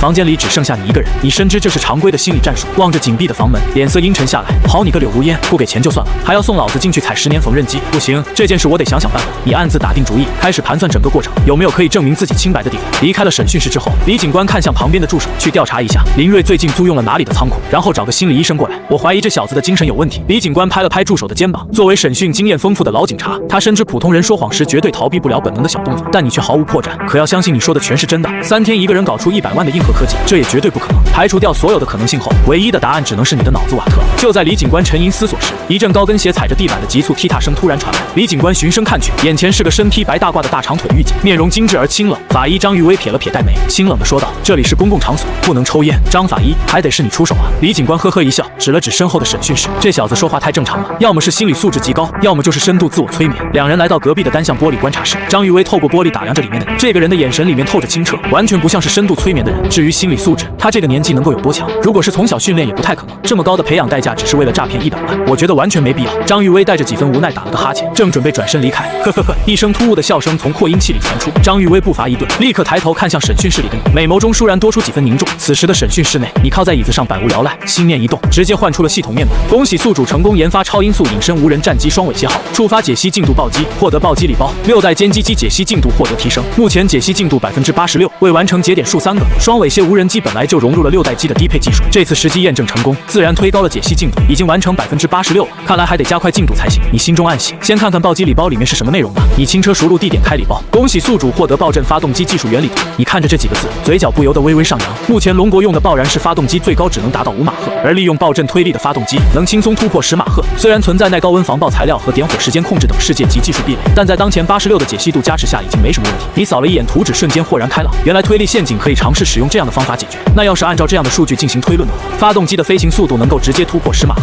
甚至于有可能达到理论峰值16马赫。不仅是发动机，甚至于可以用在火箭推进以及超音速导弹上。16马赫的超音速导弹，灯塔国拿什么防御？在16马赫的基础上，再加上龙国独特的前老弹道，灯塔国估计得直接哭出来，拦不住，完全拦不住啊！被灯塔国技术封锁多年，终于有了掀桌子的底牌，你积压在心底的阴霾一扫而空，忍不住笑出了声，哈哈哈！殊不知你这发自内心的兴奋之举，全落在了隔壁张玉威等人的眼里。李警官瞥瞥了他一眼。张法医，现在他还没有问题吗？有意思。张玉薇眼睛忽然亮了起来，仿佛看到了稀缺生物。他陷入精神世界无法自拔，有可能是典型的精神分裂症状，在主人格与副人格之间来回切换。副人格做了很多事情，继而会影响主人格判断，从而导致主人格的认知出现差错，导致他认为3天研制出一架歼击机就是很正常的事情。换句话说，有精神疾病的或许并不是林瑞，而是他的副人格。李警官听得一脸懵逼，什么意思？意思其实很简单，拿人类行走来举例，远古时期的人类是4肢并用行走，而现在的人类为了解放双手，所以采取双腿站立。但是这种站立模式的改变，却对人体的脊柱等等存在着一定的危害，有害的事情却依旧被认为是正确的，并不是自然选择，而是你从小就被灌输直立行走才是对的，所以你才会选择直立行走，并不会选择手脚并用的爬行。就像现在有人不断的给你暗示，人均月收入都要破万才能够生活，你就会认为人人都会月入破万。可是实际上来看，保持月入破万的又有多少？李警官若有所思地点了点头。你的意思是，副人格给林瑞主人格暗示，所以导致他能够非常笃定地说出原先的证词。大体有这样的可能，但是具体的情况，可能我还要进一步的研究。张玉薇淡然一笑，拿起面前的记录本，迈着修长的双腿，直接踏进了你所在的审讯室。审讯室内，你的注意力依旧停留在系统页面上，刚获得的爆震发动机图纸化作庞大的信息流，正源源不断地涌入你的脑海，你正抓紧时间梳理吸收，以至于张玉薇推门走进来时，你都完全没有注意。张玉薇随手关上房门，看了一眼你，清冷地喊道：“林瑞。”你依旧没有回应，全部心神都在推演着16马赫的空气动力学。张玉薇黛眉微皱，将面前的桌椅拉开，故意在地上制造出刺耳的摩擦声，但直到他坐下，你都依旧表现出双目无神的发呆状态，仿佛根本没有看到他。张玉薇又试探性地喊了几声，却如石沉大海。人格切换状态下出现痴傻症状，疑似失去外界感知能力，对外界尖锐噪声扰动不敏感，陷入自我精神世界无法自拔，初步判定存在一定精神异常的可能，内心自我封闭，还是机体本能排斥，原因尚不明确。张玉薇迅速在面前的本子上写下这些内容，静静地注视着你，不再开口。10几分钟后，你终于意犹未尽地看完了所有的技术资料。你深吸一口气，将眼底狂热的推演光芒慢慢收敛，意识逐渐回归现实。一回神，你才发现对面不知何时多出了一个身穿白大褂的大长腿美女。来了啊！你随意地打了一声招呼，毕竟在局子里，能坐在对面的都是来办正事的叔叔。这句没头没尾的来了，让刚才一直没说话的张玉薇闪过一丝错愕。紧接着，他飞快在本子上写下：对现实世界的认知存在偏差，时空匹配存在一定问题，外界人员感知变弱。把这当成是一场心理实验后，张玉薇从文件夹里取出一份资料，款款走到你面前。这是一份心理测试，也是正常的程序。我们要确认你现在的精神状态。你看着眼前的试题，默然点头道：我可以配合你们完成测试，但是做完之后，请给我一支铅笔，还有一些草稿纸。没问题。张玉薇点了点头。你飞快地开始勾选。心理测试的题型极其套路，无非是排查有无反社会或自残倾向。你当然全部按照正常人的标准答完，然后将卷子递了回去。张玉薇依约递给了你白纸和一支自动铅笔，毕竟是重防范区域，不可能给你带有尖锐目刺的普通铅笔。拿到白纸后，你没有半句废话，直接低头开始在纸上疯狂推导脑海中的公式。爆震发动机原理草稿，虽然系统把技术直接灌输了，但要把它变成实物，必须亲手在纸面上演练一番。望着你奋笔疾书的狂热姿态，张玉薇默默倒退着离开了审讯室，回到了隔壁的监控室。屋里浓郁的烟味让张玉薇不由得蹙眉。正当他想开口时，一个小警员急匆匆跑了进来。李队长，江家来人了。李警官眉头微皱，走去看看。他转头看向张玉薇，张法医要不要一起去？不用，我正好找个地方分析数据。张玉薇熟练地坐下，盯着你的监控画面。李警官讪讪一笑，跟着去了接待室。接待室内，柳如烟正紧张地握着一次性纸杯，看到李警官走进来，他立刻起身。李警官，我是柳如烟，报案的江尚武是我叔叔，诈骗案的嫌疑人我们已经带回来，正在审讯，有什么结果我们会第一时间通知你们的。李警官公事公办，实在是抱歉。李警官，柳如烟焦急且略带歉意地说道，这次是我叔叔搞错了，林瑞并没有诈骗，的确是我委托他帮忙设计无人机，而且目前无人机也的确是交货，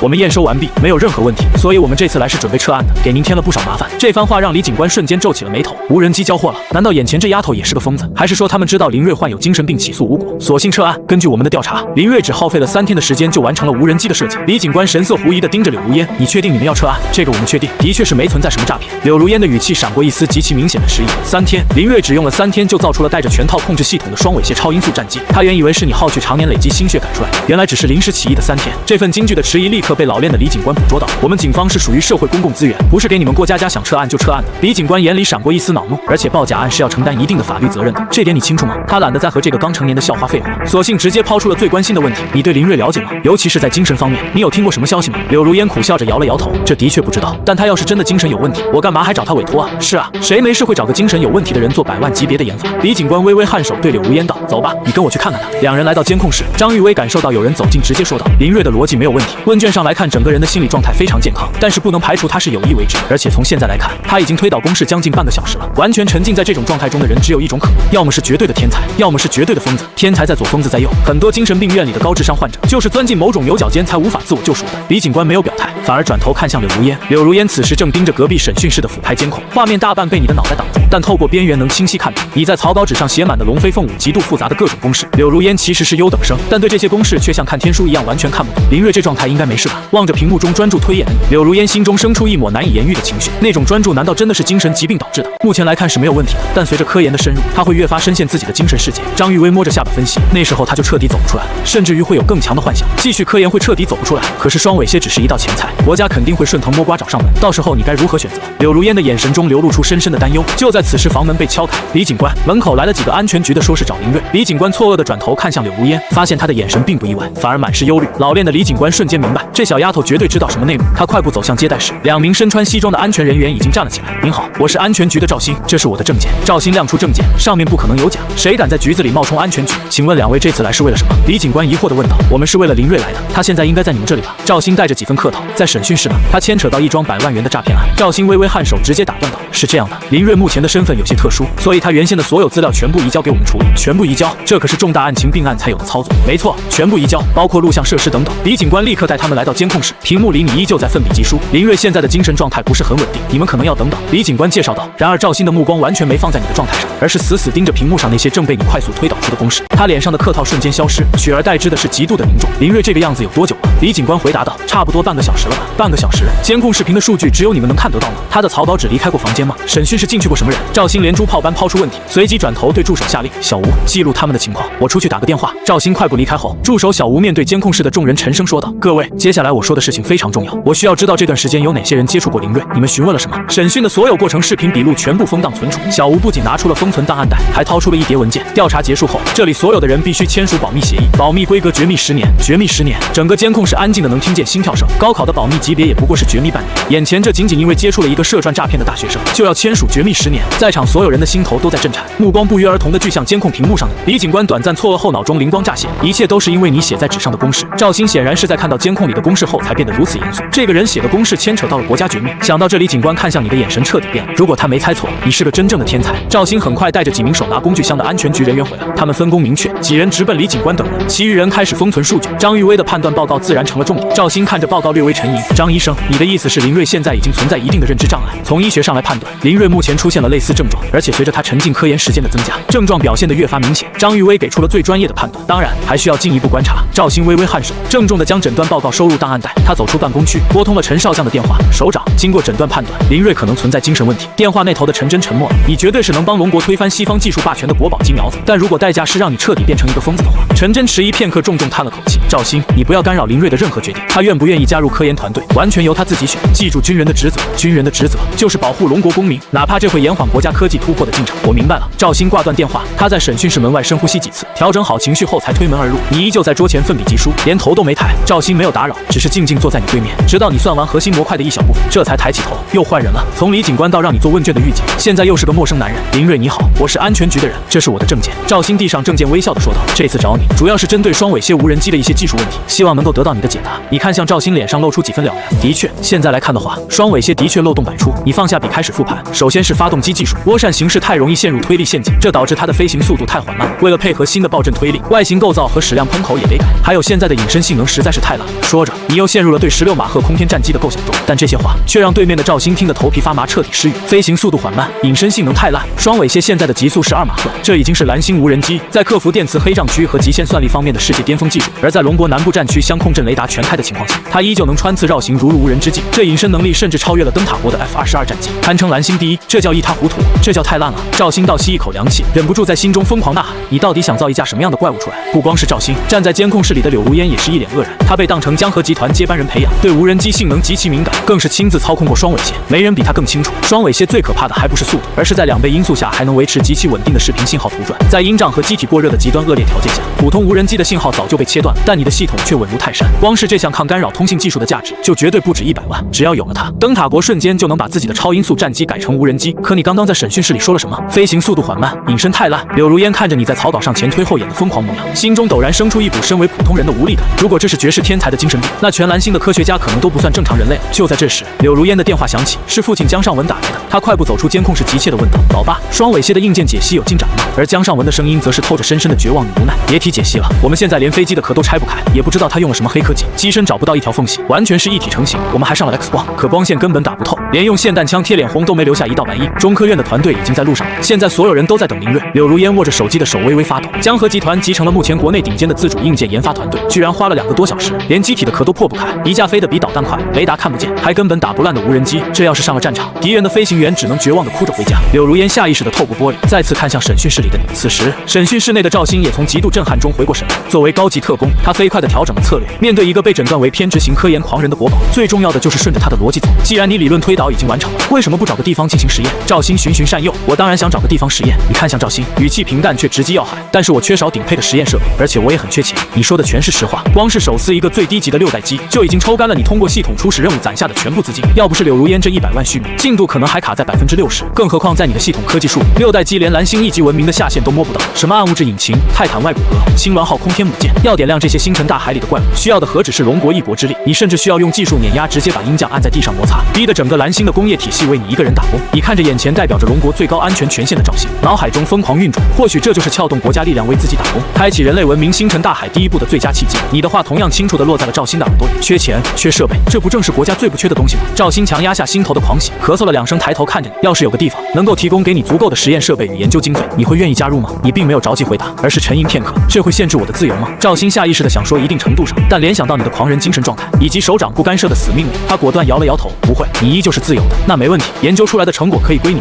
你伸出右手，与对方那只代表着无限算力与研发资源的手紧紧相握。解决完你的保护事宜，赵鑫迅速退出审讯室。李警官，带着林睿办理下释放手续吧。他刚说完，就对上了柳如烟复杂的目光。你刚才明明就是在诱导。柳如烟盯着赵鑫有些恼怒，你觉得我是在诱导？赵鑫不以为然地笑了笑，但是反过来想，或许林睿已经开出了他想要的筹码。办理完释放手续，你拿回了存放在柜子里的个人物品。一开机，满屏都是父母的未接来电。你深吸一口气，拨了回去。电话一通，就传来了母亲焦急的声音：仔仔，你没事吧？我没事。你心头划过一丝暖意，没事就好。你现在在什么地方？母亲犹豫了片刻，我跟你爸爸这几天没事，就想着坐车来看看你。这2天嘛，我估计有些忙，可能没空。没想到马上就要接管双尾蝎的后续，确实走不开。电话那头的母亲匆匆挂断。远在外地的父母家中，林府神色紧张地询问道：孩子怎么说？林母眼眶泛红，小瑞说他这几天挺忙的。林府气急败坏，辅导员电话都打到家里来，说他被警察带走了。我现在就去买大巴票。老林，你先别急，他要是真被抓了，怎么还能给我们打电话？林母拉住他：你堂哥不是在滨海做生意吗？让他托人先去问问。滨海市警局门口，你刚走出大门，深吸一口新鲜空气，就看到柳如烟也满脸歉意地走了出来。林睿，属实是对不起，我没想到会闹得这么大。他在你面前躬身道歉，你看着他摊开右手，对不起就完了吗？柳如烟一阵旋即愧疚道：精神损失费我会赔偿给你的。什么精神损失费？你皱了皱眉，我是想让你支付剩下来的研发经费，最后的尾款30万。这柳如烟彻底无语了，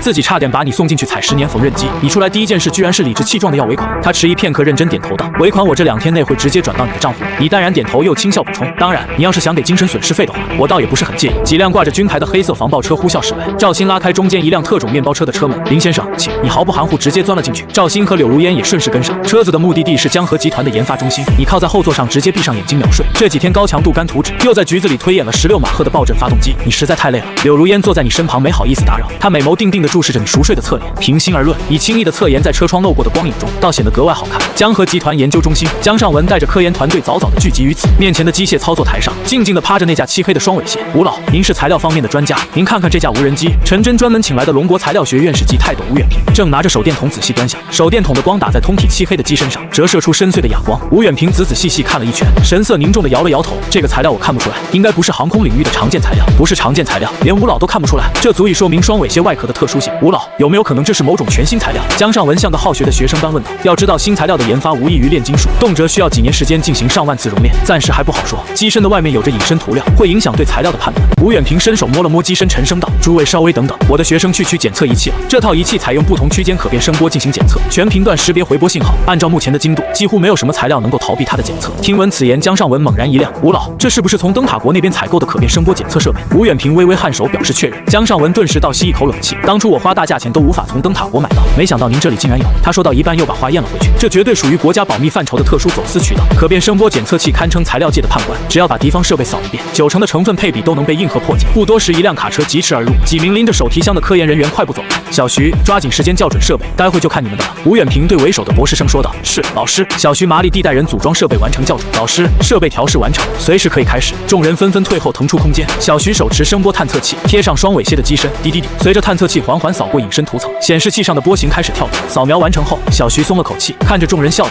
稍微等一会儿，仪器正在自主解析。这台设备的精度极高，上次连占比1/1000的微量元素个都抓出来，马上就有结果了。江河集团的科研人员们眼含火热与羡慕，他们迫切想知道这架能在2马赫速度下防弹抗蚀的黑色幽灵究竟是用什么神仙配方造出来的。伴随着一声长鸣，结果出来了。然而一直紧盯着屏屏幕的众人，神色却不禁变得极其古怪。数据解析结果出来了，小徐站在显示器侧面，没看到屏幕，但看到众人古怪的神色，他立刻快步绕到前面，眼前的8个大字像一记无形的耳光抽在他的脸上：数据不足，无法解析。在自己导师花了血本搞来的材料判官面前，居然显示无法解析。吴远平的脸色瞬间黑了，小徐慌乱地招呼师弟们检查设备，数据传输正常，回波数据解析模块正常，传感器正常，所有模块全部正常，偏偏就是解析不出结果。江尚文见状赶忙打圆场，会不会是刚才采集速度太快了漏了数据？慢慢再测一遍吧。众人纷纷附和，让小徐松了口气，感激地看了江尚文一眼。滴滴滴，小徐重新开始检测，这一次足足扫了1个小时，极其细致。操作电脑的师弟们也频频点头，确保数据采集万无一失，这次应该没问题了。小徐擦了擦冷汗，吴远平也微微点头。片刻后，滴的一声长鸣，所有人的目光再次死死锁定显示器，数据不足，无法解析，还是这8个大字。小徐背后冷汗直冒，程序没问题，操作没问题，电磁波回波足以覆盖任何物质缝隙，这到底是怎么回事？江尚文看着远处的双尾蝎，倒吸了一口凉气，会不会是双尾蝎采用了某种全新材料，连设备都无法识别？此言一出，全场死寂。检测装置的原理是物质守恒，不管你怎么熔炼混合合金，原子的回波是变不了的。如果设备查不出来，唯一的解释就是这不是已知元素的混合，而是从底层改变了原子结构，创造出了一种蓝星原本不存在的全新材料，全新金属材料。小徐满脸不可思议，任何一种能在底层改变原子的全新材料问世，可都直接是冲击诺贝尔奖级别的突破。陈真看向吴远平，吴老，您怎么看？吴远平语气罕见的变得极度保守，排除仪器故障的话，目前来看是不是全新材料还有待研究。作为泰山北斗的他都不反对，就意味着他心里已经倾向于那个最疯狂的可能。吴远平看着双尾蝎，眼中燃起狂热的光芒。陈首长，您刚才说这个无人机的研发团队马上过来，到底是国内哪个老家伙带的队，居然把全新材料都搞出来了？陈真听到吴老的话不禁苦笑。吴老，您觉得某个人独立研发出这种材料的概率有多大？吴远平非常严肃地摇了摇头，几乎不可能。研发新材料可不是炒菜，需要利用强相互作用力在原子层面进行融合重组，这需要价值上百亿的设备做支撑，以及烧掉几百亿美金，经历成千上万次失败的试错成本。个人怎么可能有这么庞大的财力与精力？这时一直未曾发言的江尚武走上前来，我在无人机市场摸爬滚打多年，正如吴老所说，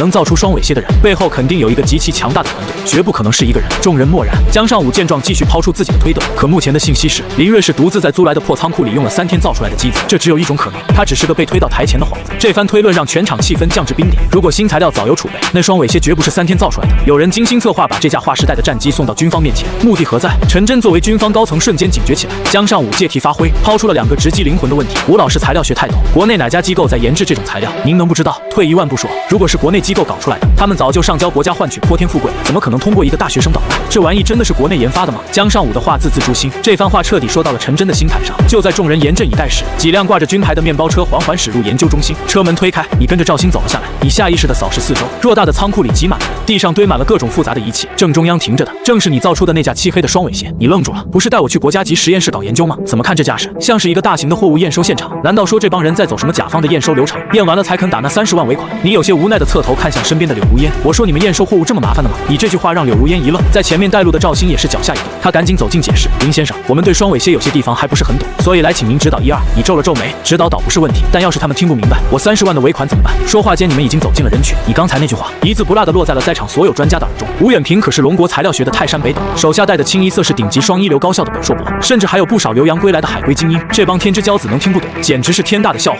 吴远平轻轻咳嗽2声，压住了身边科研人员阴沉的脸色。博士生小徐收敛了表情，但眼神却依旧透着清冷。赵鑫立正敬礼，向居中那位肩膀上闪烁着将星的中年男人汇报道：陈首长，这位就是双尾蝎的设计者。你目光一扫，大概明白了目前的状况。少将带队，甚至请出了材料院士吴远平。你穿越过来时有翻过他的论文，国家高层确实已经全面介入。陈真不动声色地打量着你，见你对江星毫无畏惧之色，心中暗自赞赏，年少有为，不错。江尚文也趁机上前套近乎，林瑞同学，听我女儿说这架双尾蝎是你独自研发的。你不卑不亢地点头。吴远平身后的科研人员忍不住小声议论起来，博士生小徐更是嘴角微扬，直接站了出来。林先生，关于双尾蝎机体的材料，我们有些不太了解，能否请教一二？材料学极度庞杂，只要戳中一个知识盲区，你独自研发的谎言就不攻自破。可以，你随便问吧。你转过身，将目光投向黑沉沉的双尾蝎，那一瞬间，你眼中流露出那种亲手铸造绝世神兵般的极度狂热，让吴远平等人心头猛颤。只有真正的一线科研者，在看向自己呕心沥血的造物时，才会有这种眼神。吴远平的心已经信了3分，小徐却没有被镇住，直接抛出杀招：林先生，您机身用的是什么材料？你伸手轻轻抚上双尾蝎漆黑的机身，我使用的是超材料，用铬合金与陶瓷基等6种以上材料，按特定规则组合，形成了具有亚波长微结构的人工复合材料。它在宏观上等效为均匀媒质，同时具有逆切伦科夫辐射效应与负光压负磁导率等超长电磁特性。小徐的眼神瞬间锐利起来，各金属陶瓷基他都懂，改变排列组合实现超材料的概念他也知道，但重点是你刚才亲口承认了这只是一种排列组合，并不是创造了地球上不存在的全新物质。小徐嘴角的笑意再也抑制不住，他指着地上那套进口仪器得意地说道：林先生，您知道这是什么设备吗？你看了一眼，不知道，这是顶尖口的可变声波检测装置。既然您承认只是基础属材料的组合，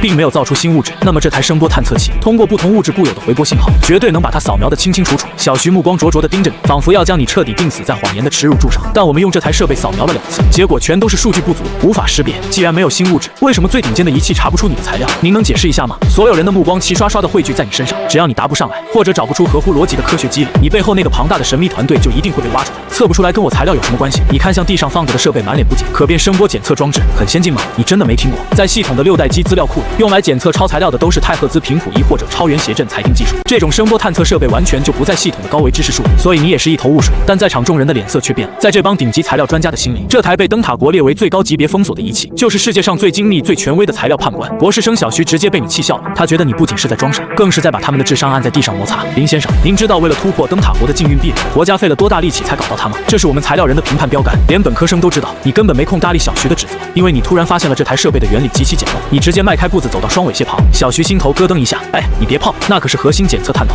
是采集数据的命门，磨损一点换配件都难如登天，更别提裸手去抓了。但他话还没说完，你已经直接上手了，连隔离手套都没戴。吴远平等一众院士专家顿时急了，周围的科研人员更是慌作一团。别，造价几百万的探头啊，手上有汉字会污染灵敏度的，我的天啊，快拦住他！完蛋了，旁边的警卫士兵也不敢贸然上前，一头是少将请来的技术专家，一头是几百万的国家绝密仪器，这怎么拉架？就在众人惊呼的瞬间，啪嗒一声脆响，你直接把探头的核心元件硬生生给拔了下来。嘶！全场倒吸一口凉气，所有科研人员的心都在滴血。这一下几百万直接报废了。本就紧张的小徐看到探头失手分离，膝盖一软，扑通一声跌坐在地。周围的科研人员更是浑身哆嗦，这玩意他们平时擦灰都小心翼翼，你居然直接给拔了。吴远平的面色阴沉到了极点，你这是在干嘛？这可是全国仅有的一台宝贝，弄坏了不仅是几千万美金打水漂，更是要耽误中国材料学大半年的科研进度。吴远平在沉稳，此刻也不由得怒火中烧。陈真同样眉头紧锁，你连这么出名的设备都没听过，还敢徒手强拆？难道他真是个幌子？背后是某个想破坏龙国核心设备的国外神秘势力？陈真给赵鑫递了个眼色，赵鑫心领神会，立刻带人封锁大门，全场气氛降至冰点。你却恍若不觉，低头扒拉着刚拔下来的探头。小徐气急败坏地冲上前，弄坏这么重要的国家设备，你准备怎么赔？别说话！你毫不客气地喝断了他。你随手转动了几下最里面的核心探针，将其取下。这设备的原理是通过声波回波测试，对吧？但这根探针的材料是铜锡合金，不应该选这种材料，应该用超导率更好的个金属。至于加工工艺可能麻烦点，但也不难。你这满不在乎的语气彻底引爆了小徐。你才刚碰这机器1分钟，就敢说人家的跨国垄断技术不行？你抬头看着他，听你刚才的口气，这玩意是龙国花了大价钱才买进来的。小徐咬牙切齿，没错，花了1000多万美金。那你们肯定被当猴耍了。你把探针扔在桌上评估道，依我看这东西全部成本加起来，顶天了也就值200万龙国币。就在你碰到这台设备的瞬间，系统只扫了一眼就给出了评价：可变声波材料检测设备，工业垃圾。在系统眼里，这破铜烂铁的原理根本不需要解析，看一眼就全明白了。小徐怒极反笑：200万龙国币，你疯了吧？上次探头接触不良，我们低3下4请灯塔国专家旅游过来检修，光维修费就花了300万龙国币，你根本不理会他的咆哮，而是自顾自地掏出手机敲了几下，然后塞回口袋。都说了你们被坑了。吴远平缓缓上前强压怒火：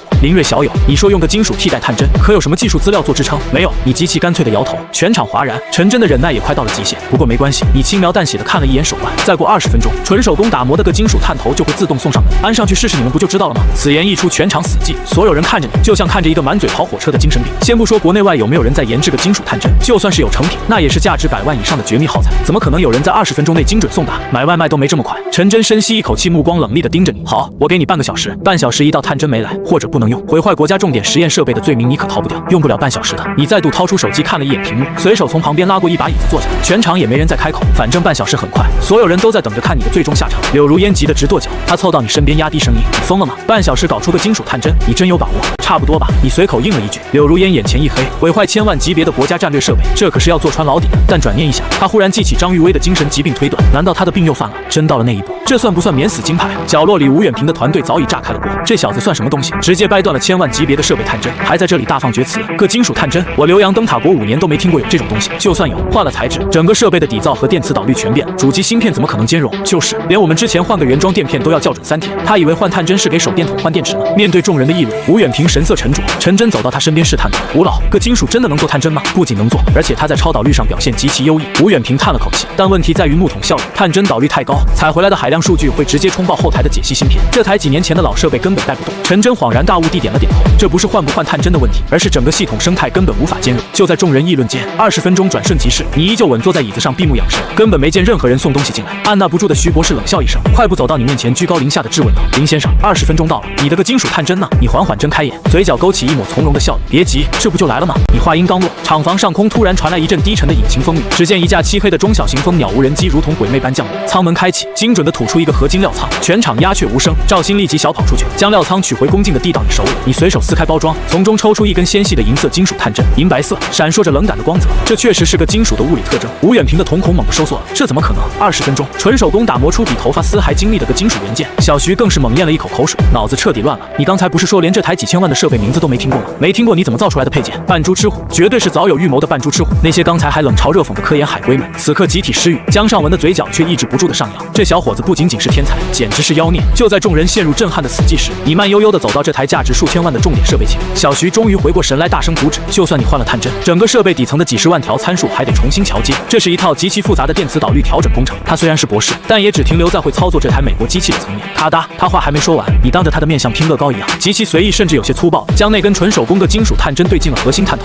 全场傻眼，这就插进去了吗？都不做静电消除的，这可是几千万的美金设备，你搁这玩插红白机卡带吗？你要是不会的话，就站在旁边看着别说话。你不耐烦地嘀咕了一句，随手打开了主控面板。由于导电核心被强行跨代更换，整个界面直接爆红，蜂鸣警报响作一团，参数彻底紊乱。你连看都懒得多看，走到程序操作台前，拍了拍那个满头大汗的控制员的肩膀，哥们稍微让一让。你坐下后，扫了一眼满屏花里胡哨的操作面板，眉头一皱，光开个上位机显示界面有啥用？控制底层的内核程序呢？技术员赶紧解释，内部程序是封装打包的，我们只能查看数据结果，修改的话必须找国外原厂定制。听到这你微微点头，这确实是如今国内科研界被卡脖子的常态，对方只留个接口，连底层逻辑都不对你开放，不仅能监控你的科研进度，甚至还能偷偷埋后门，什么时候制裁你全看心情。你想自主研发可以，但在国产系统做出来之前的漫长真空期，你的科研就得停滞。灯塔国屡试不爽的就是这一套，可你完全不打算忍，你根本没问怎么买定制服务，手指直接在键盘上化作残影，切出了计算机后台。这操作让技术员直接看呆了。林先生，你这是要干嘛？屏幕上一行行代码如瀑布般刷下，你竟然在强行反编译底层封装。所谓的封装就是加密打包，有些甚至会使用丧心病狂的随机数加密，强行拆解会导致软件自毁。但在你的神级算力面前，这种粗制滥造的后门锁简直跟纸糊的一样，一戳就破。整个屏幕如同黑客帝国里的代码语般滚动，站在你背后的技术人员全都露出了看怪物一般的神色。这不仅是对机理熟悉，这是黑客级别的顶级操作。江尚文也被镇住了，他转头低声问女儿：“你怎么不早说林睿的计算机实力也这么强？”柳如烟瘪了瘪嘴：“我怎么知道？我是找他做无人机的，谁能想到他还附带了黑客反编译的技能包啊！”江尚文心中凛然，难怪这小子面对这种大场面底气十足，真的是妖孽啊！此时的你已经彻底撕开了第一层封装防线，你没有像常规操作那样先花10天半个月去梳理这坨屎山代码，而是单刀直入，直接在几个核心模块里大刀阔斧的修改源代码。这手操作直接把旁边的程序员看崩溃了。卧槽！解封装后直接盲改，这特么是什么操作？这是疯了吧？这种100万级的绑定软件，一旦没有备份搞崩溃了，硬件可就全报废了。而且找老外修的话，人家一眼就能看出来咱们破解，甚至还能告咱们侵权违约。科研人员们忧心忡忡，但在你按下回车键修改到底层函数时，一切都来不及了。相比于众人的震惊与担忧，陈真和吴远平这2位大佬却稳坐泰山。陈真看向吴远平：“吴老，您怎么看这个林睿？虽然有可能是背后团队的手笔搞出了金属配件，但这盲敲底层代码的本事可是实打实的顶级黑客手段。”吴远平喝了口茶，评价很中肯，这是个绝顶的天才。但那几千万的设备，陈真意有所指，坏了就坏了，有钱总能想办法。但在前沿科研领域，人海战术只能加快仿制速度，想弯道超车，靠的就是那绝无仅有的几个绝世天才，例如开创物理学新纪元的那几位。吴远平的评价高得吓人。陈真沉默了片刻：“您是觉得他值得国家不计代价的培养？”吴远平笑着摇摇头：“是一把绝世名剑，但谁握着剑柄还不好说，指不定他这满脑子的技术早就有别的大国捷足先登了。”就在2位大佬试探底线时，你敲下了最后一行回车，打断了全场的死寂。搞定，可以开始测试了。听到你这句话，小徐第一个跳了起来，急声招呼师弟：“快拿校准板来！”校准板是一块已知所有材料成分的复合板，专门用于检测仪器精度。小徐抓着装有个金属探针的探头，直接放在了校准板上。所有人都屏住呼吸，死死盯着显示器。滴滴滴，仪器工作提示音响起，能用。你改写的底层代码居然真的能跑起来。10几秒后，屏幕上刷的跳出了一长串数据：铜12、镁11、铁3、铝2，一共25种元素，全部分析得清清楚楚。小徐拿着校准板的手都在抖，活像见了鬼，真的神了！一共25种元素全部检测出来，甚至连含量1/1000的微量镍也没漏掉。吴院士，这精度跟原装探头比丝毫不差，最小分位识别完全精准。听到这话，向来沉稳的吴远平猛地站直了身子，周围的科研人员更是爆发出震天动地的欢呼声。真的成了，换个探针老外敢要咱们300万，以后咱们自己能换了，再也不用给他们当孙子了。不少科研人员当场热泪盈眶，以前他们做实验生怕因为耗损被灯塔国卡脖子，现在你随手搞出了个探针并打通了内核，等于直接废掉了对方的制裁手段。吴远平快步走到显示器前，身子因为极度激动而微微发颤。小徐，你确定吗？再多测几次，千万不能出差错。滴滴滴，接连几次测试结果分毫不差。好啊！吴远平长出了一口气，激动的转身一把握住你的手。林睿小友，你可是帮了我们天大的忙啊！你是不知道，这套设备买回来不到万不得已，我们根本不敢用。上次出了一点故障，我们低声下气才求来外国专家修理。你这一解决，龙国材料学所有积压的项目全都能盘活。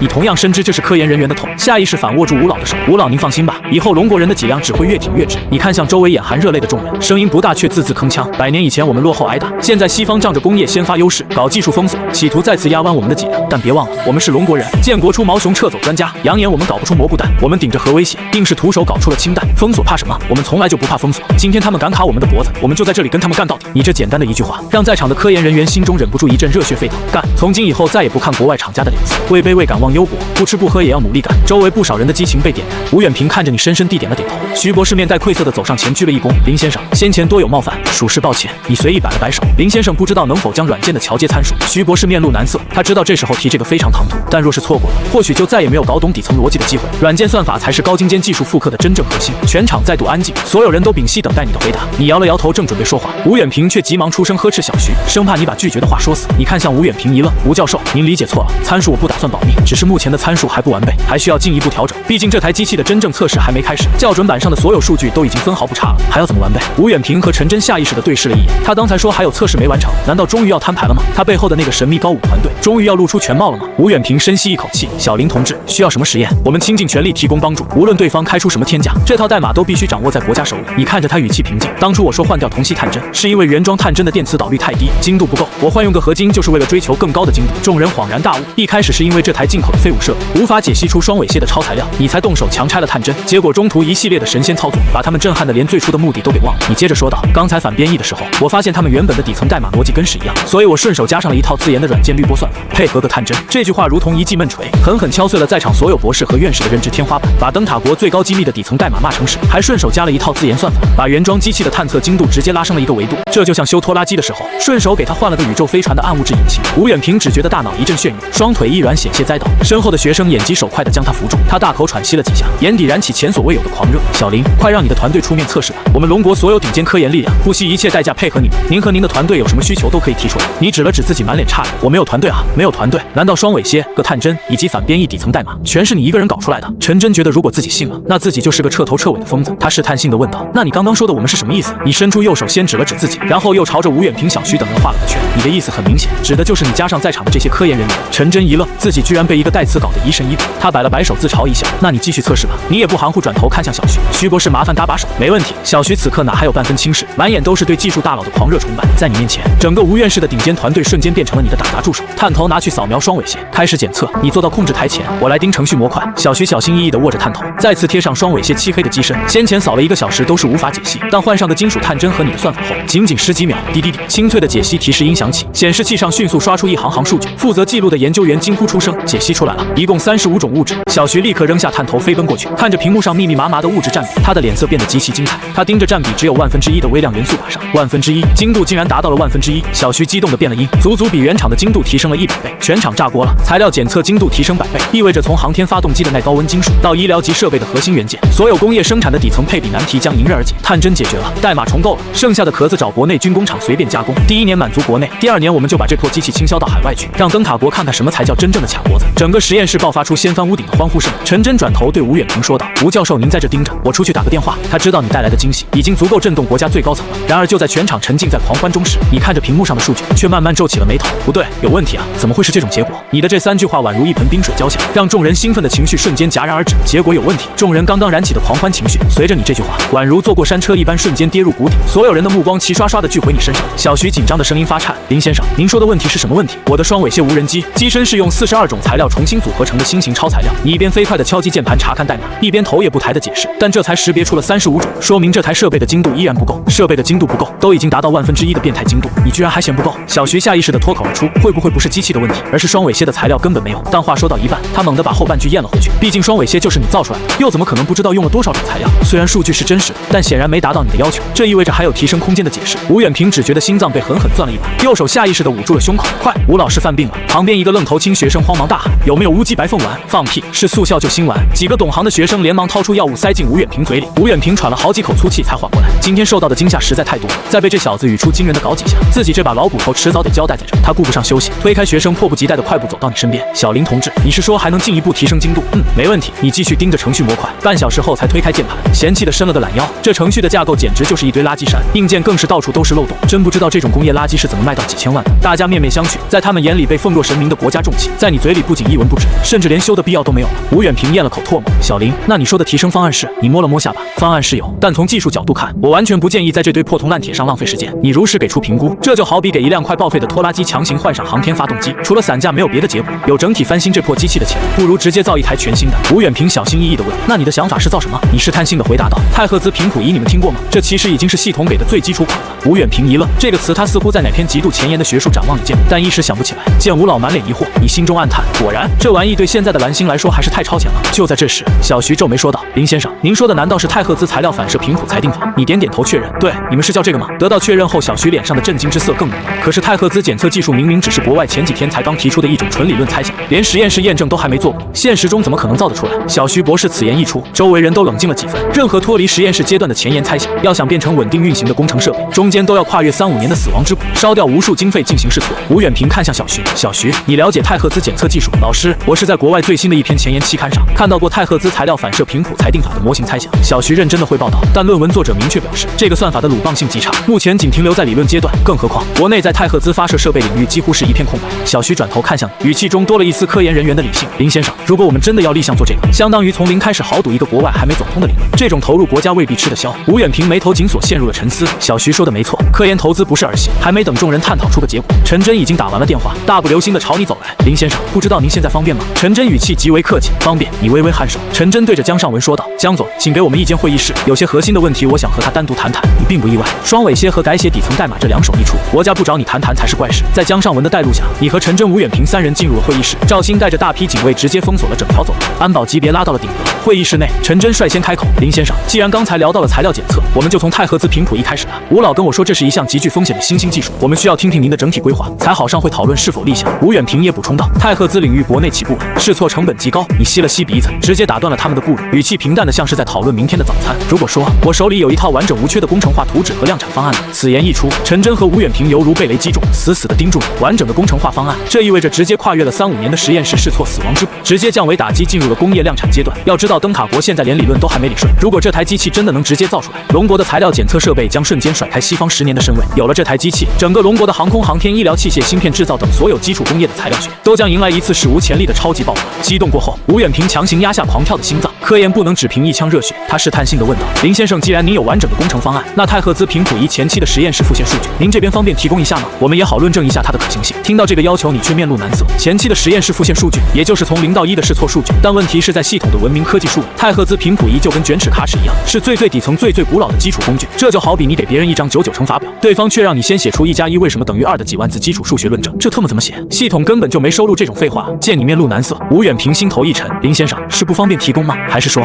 他目光灼灼地盯着你？一旁的陈真也凝神屏息，这句话看似在问数据，实则是在探底你背后到底有没有那个传说中的神秘科研团队。毕竟你只是个20出头的大学生，谁敢信这种能掀翻全球材料学格局的东西是你一个人在出租屋里敲出来的？如果你背后真有团队，那你作为代理人，自然无权提供核心机密。你大脑飞速运转，选择把太赫兹频谱仪抛出来，除了想帮龙国碾压灯塔国，你也有私心。在系统的星辰大海科技树里，太赫兹检测仪是点亮太赫兹阵列通讯的前置任务，必须把这玩意造出来，才能解锁后续的宇宙级通讯技术。既然他们都认定你背后有个超级团队，不妨就扯起这张虎皮做大旗。你轻咳了一声，故作为难。说实话，吴老，前期实验数据确实涉及核心机密，这不是我一个人能做主的，但我能保证图纸的可行性。与其纠结前期试错数据，不如我们直接把样机造出来看结果。吴远平和陈真对视一眼，心中悬着的石头反而落了地。他背后果然有国家级，甚至超越国家级的神秘团队，这就全对上了。吴远平不再纠结团队的事，连忙把话题拉回设备。林先生，既然直接造样机，那前期的研发投入大概需要多少？你暗暗松了口气，缓缓伸出一根手指，只要买点稀有金属，把系统里的初级构造搓出来就行。吴远平倒吸一口凉气，身体微微前倾，1000万还是1个亿？这可是灯塔国10年砸了10几亿美金都没搞明白的技术，1个亿龙国币简直是白菜价。你摇了摇头，陈真眉头微蹙，10个亿这个级别的经费倒也不是拿不出，但需要上报军委特批。作为能打破西方垄断的战略级设备，10亿研发真不多。你有点猛。继续摇头，吴远平脸色变了，声音有些发颤，百亿，这恐怕有些困难。上百亿的经费，可是举国之力造航母的级别了。陈真的脸色也阴沉下来，本以为你是个爱国青年，没想到你背后的团队居然如此狮子大开口。你眼看这俩人脑补的越来越离谱，赶紧把手指收了回来。两位首长先停一下，不需要100亿，也不需要10个亿，我只要100万龙国币，包技术转让，包图纸解析，包样机落地。会议室内死一般的寂静。吴远平豁然起身，连椅子带翻了都没注意。你说多少？100万？你被他吓了一跳，点点头解释，对，就是100万啊。样机需要采购一些特殊金属和辅材，主要是开模定制零件比较费钱。不过你们要是能找到熟悉的军工厂，估计连100万都用不完。陈真脑瓜子嗡嗡直响，买一台快报废的可变声波仪，灯塔国敢要价3000万龙国币，还要当大爷一样供着。现在你拿出一套领先世界10年的太赫兹图纸包胶包混，却只要100万的材料费，而且在军工厂开模，甚至连人工费都不用出，这哪里是科研合作，这特么是白送啊！陈真只觉得心脏狂跳，这就是科技降维打击的红利吗？